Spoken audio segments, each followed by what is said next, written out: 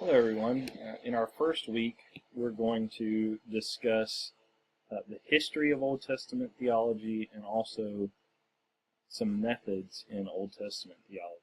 Now, quite a bit of this material is in your book, especially in Hazel, so I'm not going to go through every detail about the authors that we discuss here, nor am I going to go in depth about the methods that they use. I'm going to assume that you have read the chapter either before watching this lecture or after watching it and before you take the quiz.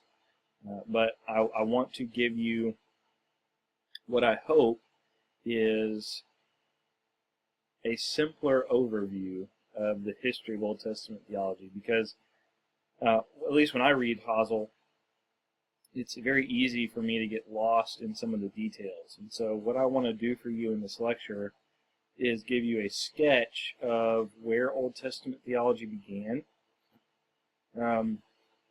and then from there, what has happened in Old Testament theology and where it's situated today. So the focus of this lecture isn't going to be on repeating details, in other words, and it's not going to be on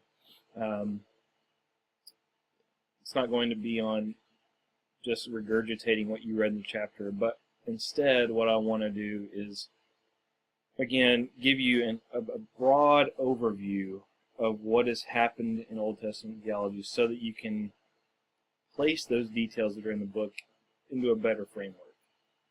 So, with that being said, we're going to start with something that's not in your book, which are definitions related to Old Testament theology, and particularly biblical theology, actually, more broadly speaking. In biblical theology, as you'll see when we talk about the history in just a minute, there are some contrasts in ways that people approach Old Testament theology and biblical theology more generally. One of the biggest distinctions between the approaches of different kinds of biblical theology is that between historical description and theological prescription. Some biblical theologians think that biblical theology should only be done as historical description. In other words, the only thing that a biblical theologian does is describe the content of the Bible and describe the content of particular biblical authors. So, in other words, the distinction here is between maybe a biblical book or a group of books written by the same author. Here, the approach that's being articulated is all we're doing in biblical theology is describing what a certain book says or what a certain author said, or even maybe what a certain time period in Israelite history believed, or early Christian history. So, for instance, you might have, and to switch gears to the New Testament for just a minute, you might have in the New Testament somebody say, all we're doing is describing what Peter believes. And in describing it, there's no real concern for if Peter contradicts himself at all. There's no real concern for whether or not it's true. There's no real concern for whether it fits in with the rest of what the Bible says about certain topics. So maybe, a person in this approach would say, okay, I'm going to describe Peter's theology of salvation. And in doing so, they might even come to the conclusion Peter doesn't actually agree with what Paul says about salvation. I can't actually think of a person who says that, but maybe James. People do say James disagrees with Paul. This would be a similar approach where you describe what James says about salvation, you compare it with other parts of the Bible, particularly in this case the New Testament, and in that case maybe they do conclude James doesn't agree with Paul on salvation. In other words, what they're doing is they're only trying to describe historically what a certain book of the Bible or a certain biblical author says. They're not trying to show how it fits in with the rest of the Bible. In fact, they might even say it contradicts the rest of the Bible. They're not trying to tell Christians how they then should live based on what that book or biblical author says. All they're doing is looking at the data, and this is what they say they're doing. All they're doing is looking at the data and describing it. On the other hand, you have theological prescription, which again is pretty self-explanatory based on the words. Instead of just describing what's going on, they are prescribing theological truths. And again, this can be based on a book of the Bible or a particular author. So you could have theology of Leviticus, or you could have Mosaic theology, where it's all the books that Moses wrote, from Genesis through Deuteronomy. And here, what's happening is, instead of just stopping at the level of description, where all you're doing is saying, this is what they meant, you move to, this is what they meant, and now this is what it means for Christians today.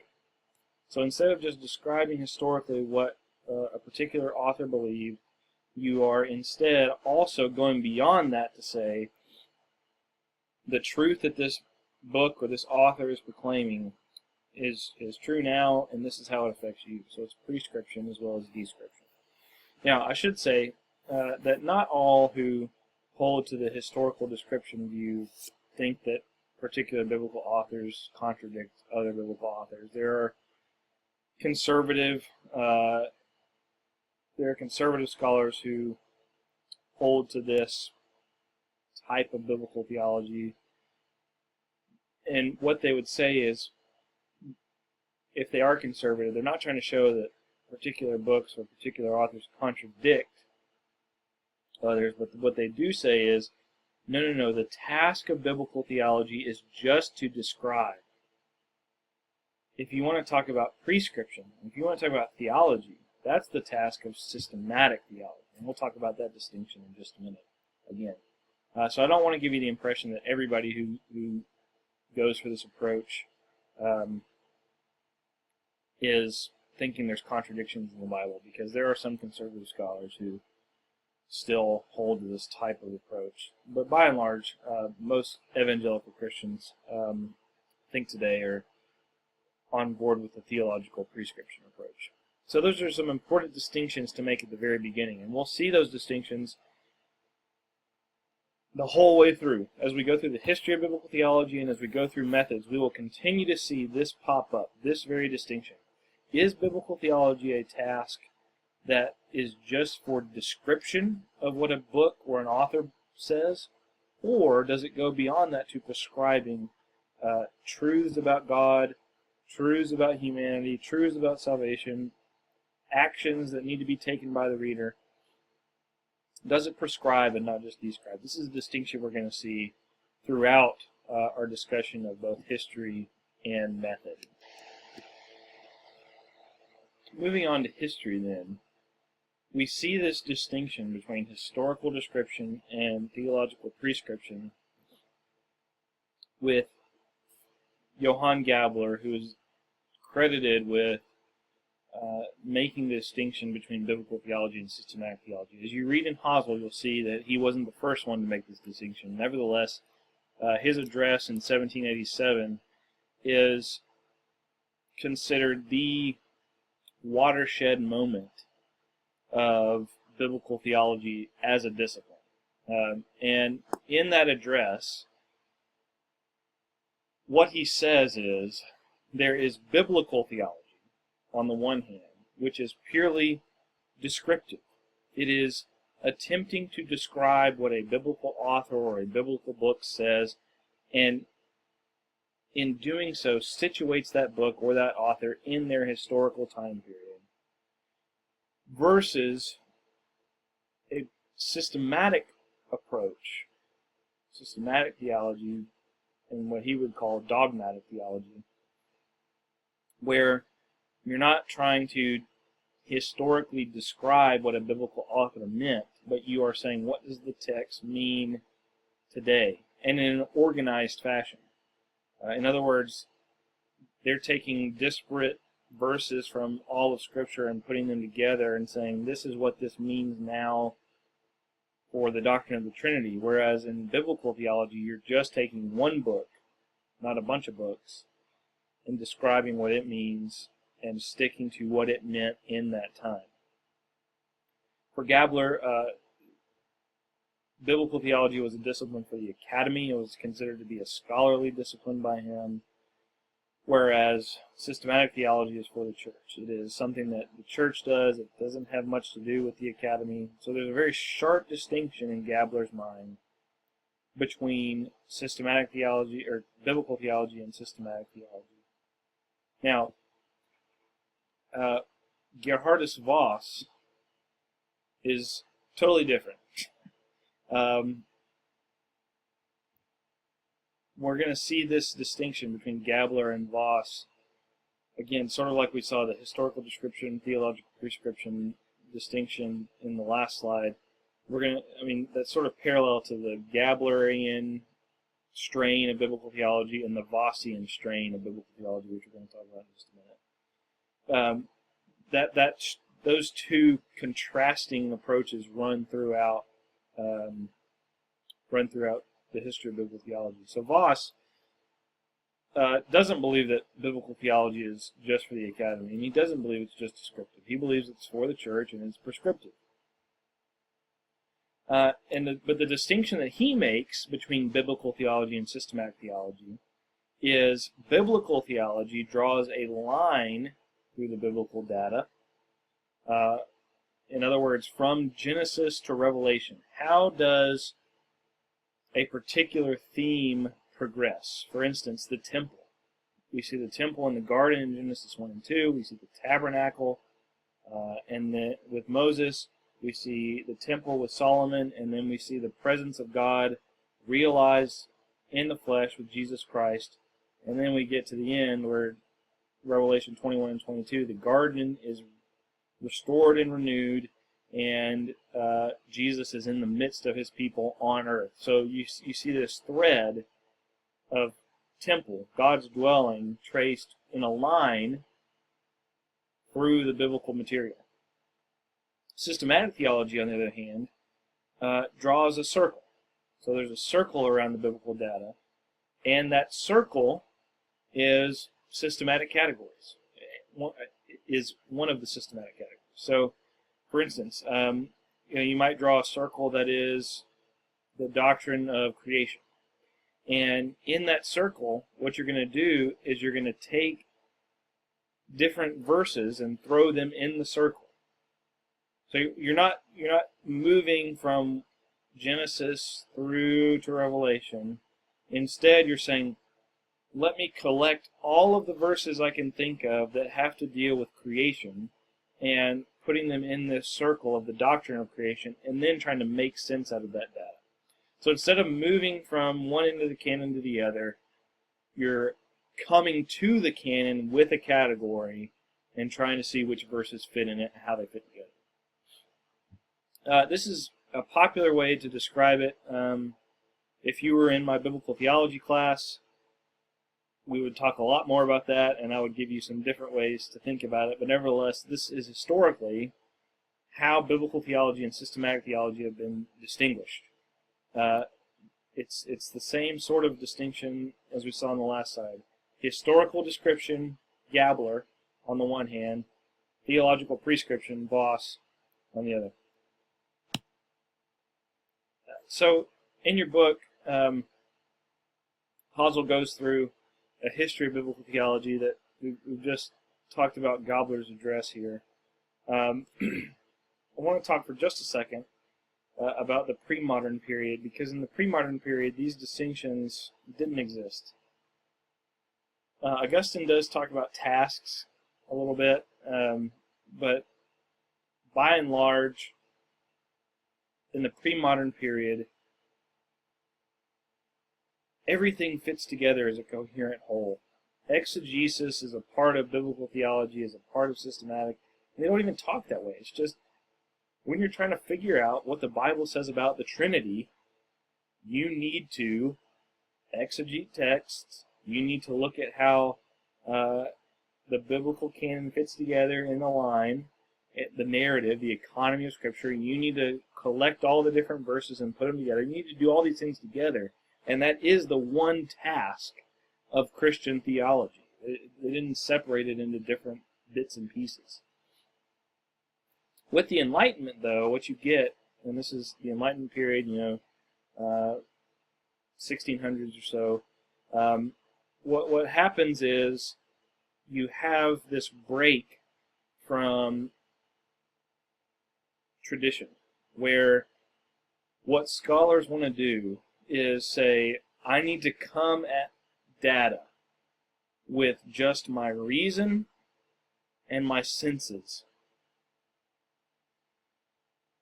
I'm not coming to the data with any preconceived conclusions, and what they meant by that is I'm not coming to the data with what the church tells me to believe. I'm coming to the data with my own brain and my own senses.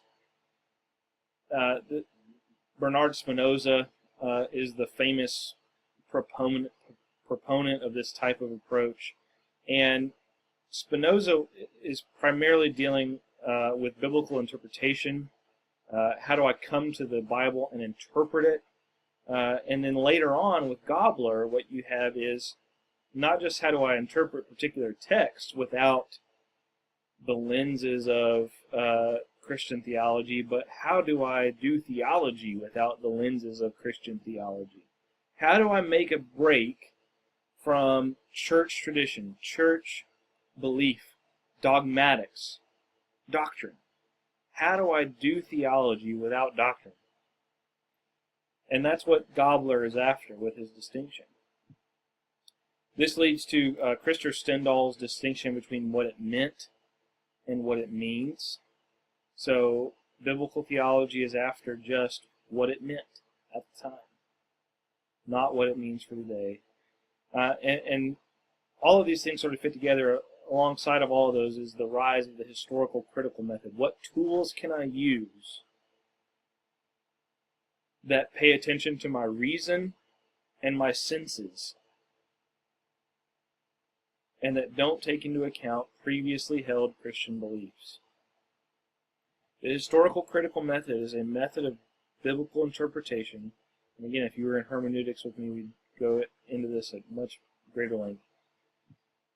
Historical critical method says, what tools can I use that don't have anything to do with preconceived beliefs? And so, in doing that,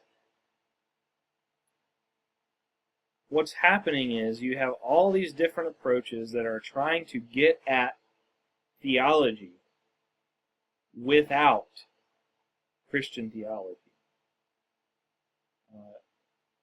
They are trying to interpret the Bible in a purely rational way.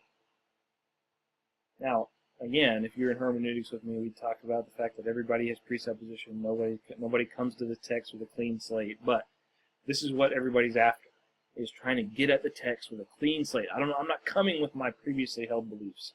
I'm gonna check all of that at the door, and I'm gonna come to the text, and I'm gonna try to interpret it and understand it, and see what its theology is without bringing my theology into it.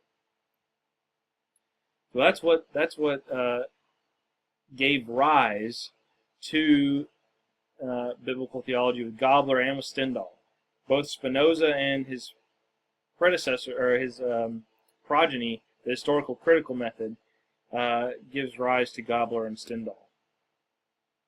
And so, instead of the task of biblical theology being part of the one task of Christian theology, as it was in the pre-modern period, what you have in the Enlightenment is a breaking down of different tasks into different boxes to where they never touch each other.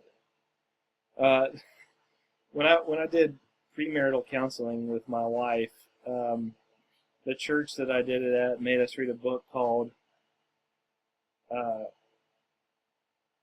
men are like waffles, women are like spaghetti. And the analogy was women are like spaghetti because everything is connected. All the noodles, they all touch each other and everything's connected. So that when a woman is thinking about something, she can go from one topic to the other without missing a beat, and a man can go, wait a minute, how do those relate? Whereas in this author's view, a man's mind is broken down into like a waffle where there's different squares. And they don't ever touch. They don't ever meet. And if you pour the syrup just right, the syrup never goes into one or the other without breaking, unless you break them. And this is sort of a good analogy for how the Enlightenment looks at biblical interpretation, because what they would say is, first of all, there is, if we really want to start at the beginning, first of all, there is the study of ancient languages. There's lexicography. There is syntax and grammar. And then they would say there's textual criticism, which bits of the Bible were copied incorrectly and this sort of thing. And I don't think that anything was copied incorrectly, but that's what textual criticism is after, is trying to, in a conservative evangelical view, textual criticism purpose is to see where later copyists messed up and how we can get back to the original text. Okay, so textual criticism, establishing the text. And then Old Testament, New Testament studies. So how do I interpret an Old Testament book? How do I interpret a New Testament book? History of the Old Testament books, history of New Testament books. And within those, there's sub-disciplines. One person might be a Pentateuch scholar, one person might be a general epistle scholar, and never the twain shall meet. And then the next box would be biblical theology. The next box would be systematic. The next box would be homiletical theology. The next box would be pastoral theology. So none of those really touch. Theoretically in this model, if somebody even believes you should do systematic theology, they would say systematic theology should take into account the conclusions of the previous boxes, and biblical theology should take into account the conclusions of exegesis and textual criticism. But they don't work together. They're in separate boxes. And so for the pre-modern period, everything's like spaghetti. Everything just runs together. It's all one task. It's one meal. Where the Enlightenment, it's different boxes, and never the twain shall meet. In the subsequent, we've already talked about Voss. So a parallel line running to Gabler is Voss, and you go from Voss to Richard Gaffin to Beale, and this is largely the legacy of Princeton. And then when Princeton was handed over to liberal theologians, Westminster, this is primarily the Princeton-Westminster legacy, is Voss to Richard Gaffin to Beale. And that same way of thinking about biblical theology, where it's a line, runs throughout the Princetonian legacy. On the other hand, the biblical theology movement in the 1920s to, the biblical theology movement in the 1960s, was an attempt to wrestle the Bible back from what it meant is all that matters to, well, wait a minute, what does it mean for us today? And so the biblical theology movement tried to correct some of Gabler's sharp distinctions between what it meant, what it means, descriptive, prescriptive, and they said, wait a minute, biblical theology actually can say what it means. We just need to move away from what it meant to what it means. The problem with this was, for scholars in the biblical theology movement, they didn't actually believe that the text was true. They didn't believe that it was accurate. They didn't believe that the people who said they wrote it. And so the criticism of the biblical theology movement was, look, you're trying to make the Bible mean something when it doesn't. And again, this is not what I believe. This is just what critics like, in the vein of Gabler and Stendhal would have said.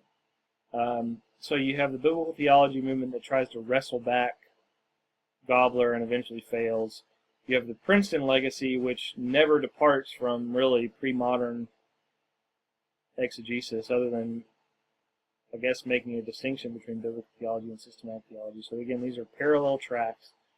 And then you have the William Rady and James Dunn legacy, which is, again, much like Gabler. So you go from Gabler to Stendhal to, Gabler to Rady to Dunn, and Stendhal is in the middle between Rady and Dunn. And it's the same type of approach. What it meant doesn't have anything to do, really, we're not even focused on what it means. We're focused on what it meant. What did early Christians believe? What did, and Rady and Dunn are both New Testament scholars, so what did early Christians believe? Did they all believe the same thing? And both of them would find evidence that the answer to that question is no in different New Testament texts. And so what they're doing is they're saying what it meant in John is not the same thing as what other Christians in the Matthean community meant. And that's really, James Dunn is still writing. And maybe he just passed away.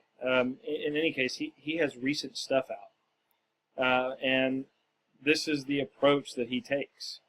And so it's not like Gabler's legacy ever stopped. It's still going through Rady and Dunn. And this is really where we are today, is still the same place that we are in the 18th century, which is, a Princeton approach versus a Gabler approach. We are still there. We're still making the same distinctions between these two movements. So let's take a pause moment here. Yeah, let's take a pause moment here before we hit Old Testament theology, and I just want you to stop and think about why,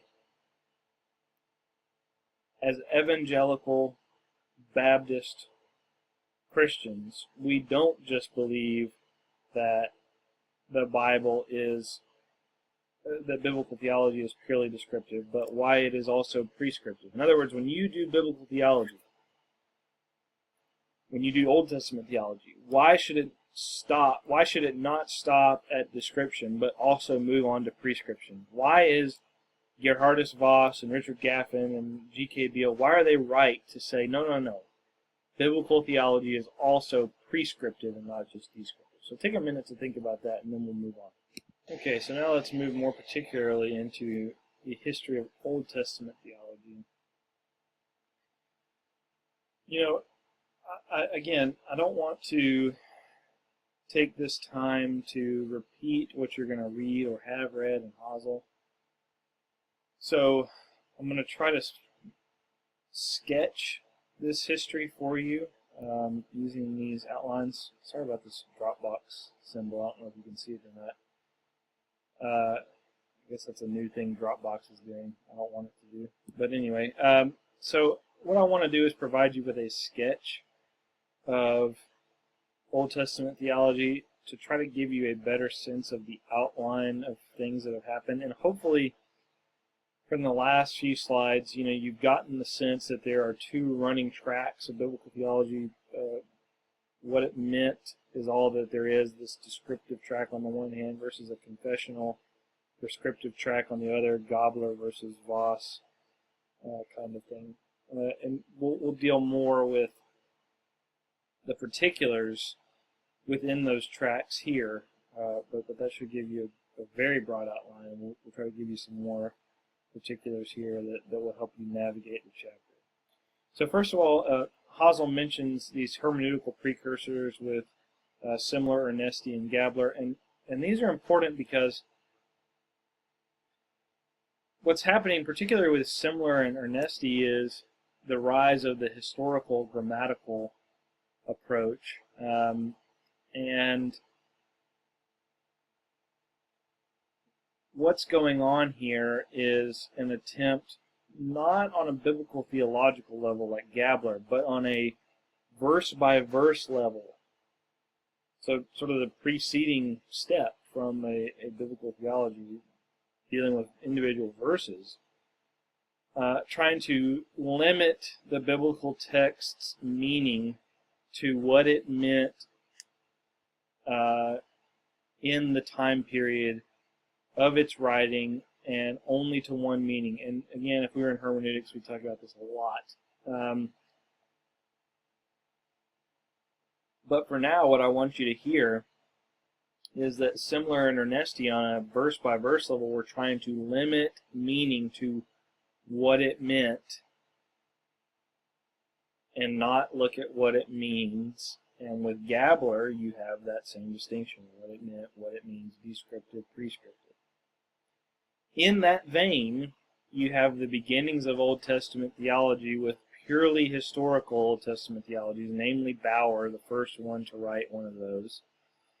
And here, what's going on is, again, you're trying to say what is the original, what it meant. What's the original meaning in that time, not what it means. What's the historical meaning? And Bauer is the first one to do this. De Wet, though, William de Wet is sort of a giant in Old Testament theology, and it's his method really that has continued with this philosophical and genetic approach, in that what he's trying to do is take particularly Hegel, among other philosophers, and try to see this synthesizing happening over a period of time. What are the historical roots of a particular belief in the Old Testament, and then how does it evolve over time? So you can hear not only Hegel there, but Darwin and some other things going on. And so de Wet has really influenced, as we're going to see, the history of religions approach. He's influenced how people look at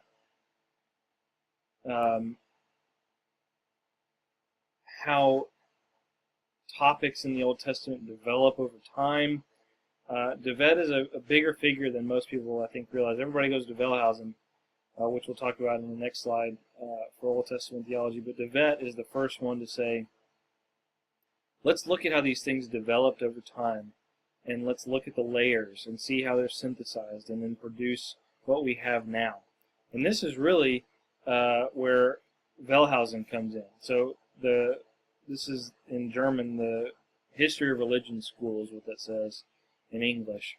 And History of Religions is trying to determine, again, how things developed over time. So you hear that, again, from de Wet, moving into History of Religions. How did a belief develop over time? So in the Old Testament, in Old Testament theology, a big discussion in this vein is monotheism. And what Old Testament theologians who approach the topic from this angle will say sometimes is Israel was not a monotheistic religion in its earliest stages. That developed over time, and when the Old Testament books were finally written, and they would say in the 8th to 6th centuries BC, most of them, that's when monotheism developed, as a response to the exile. Of course, again, that's not what I believe, but I'm just trying to describe to you what these men and women would say about the development of doctrine. And so for them, they see evidence that monotheism was not the original belief of the Israelites, but that developed not until even after the exile in the 6th century. And so with Kaiser, not Walt Kaiser, G. Kaiser, with Kaiser and then Wellhausen, this is where this approach really took off, especially with Wellhausen's view of the Pentateuch. Because Wellhausen says that the Pentateuch was written over a long period of time, and that you have 4 different sources at least. And his goal is to try to see how those sources came to be, what they meant in their context, and then how they fit together, not even really, but how and why they fit together as a whole Pentateuch, Genesis through Deuteronomy, towards the end. really the focus is not even on that last part, how they fit together. The focus is on actually tearing apart that whole cloth Pentateuch, cutting it up into pieces, and then seeing which pieces developed where and why and how they were fit together to produce what they did. So it's trying to trace the origins, the sources of a document over time and see how that developed into a coherent document. And so again, what you have is a focus on pieces and what those pieces meant in their time. You don't really even move very much into how they fit together later. It's mostly a focus on what they meant at that time as individual pieces. So for instance, Genesis 1, and then Genesis 1 through chapter 2, verses 1 through 4, and then chapter 2, verse 5, through the end of chapter 2, in this view, are viewed as two different documents. They're from two different sources. One of them being the J source, one of them being the E source. And instead of viewing Genesis 1 and 2 together and looking at them together to see what they say, Wellhausen separates them into two and looks at Genesis 1, 1 through 2, 4, and then Genesis 2, 5 through the rest of chapter 2 separately. And he doesn't try to synthesize them. He just says, what did these two different chapters mean in their original context historically? Again, I don't think that Genesis 1 and 2 are separate documents. I think Moses wrote the whole thing. But this is what Wellhausen would say. How do you split these two up and then look at them separately to see what they meant in their time? And in the history of religion, where did they develop in the history of the Israelite religion? So again, you hear Gobbler over and over. What did it mean then? And then Devet, how did that meaning develop over time? So with Wellhausen, you have Gobbler plus Devet. What did it mean, and how did that develop over time? Now, this leads Old Testament theology into a situation where all they're doing is trying to place Old Testament books into their historical context and never talk about how it fits together, never talk about how the whole canon, what the whole Old Testament says about anything. They never talk about the final form, the entire collection of books, what it says about God, what it says about man. It's just, what did this piece of a book that we say is a source mean in its time? And that's it. That's Old Testament theology for them. That shifts, though, with Walter Eichrodt and then later on Childs into today. Because with Eichrodt says, no. We need to figure out how to not just look at what it meant, but also what it means. And so Eichrodt still says that this is a descriptive task. He still wants to look at biblical theology as description, but he says we need to describe what the whole thing says. And so he uses systematic categories. He wouldn't say it that way, but he uses systematic categories to talk about what the Old Testament says about God, what it says about man, what it says about salvation. And he uses covenants to structure that. And so Eichrodt begins this renewal where it's not just one piece. It's not just Genesis 1, 1 through 2, 4 that we're looking at in its historical context. But we're looking at maybe the entirety of Genesis, or maybe even the entirety of the Old Testament, and saying, what does it say about creation?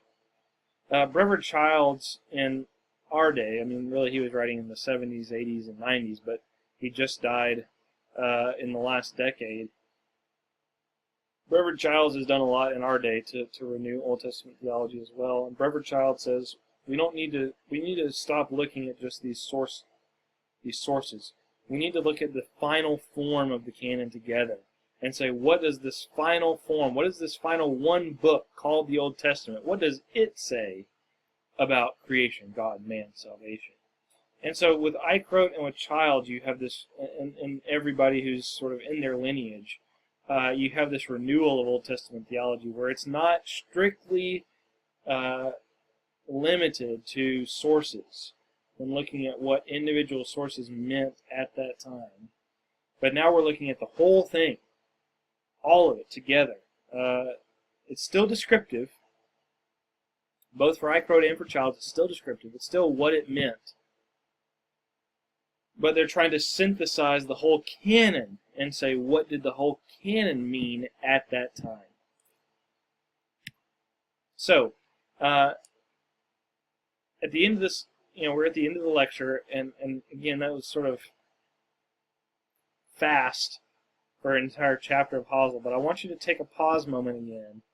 It's pretty easy to pause because the slides are done.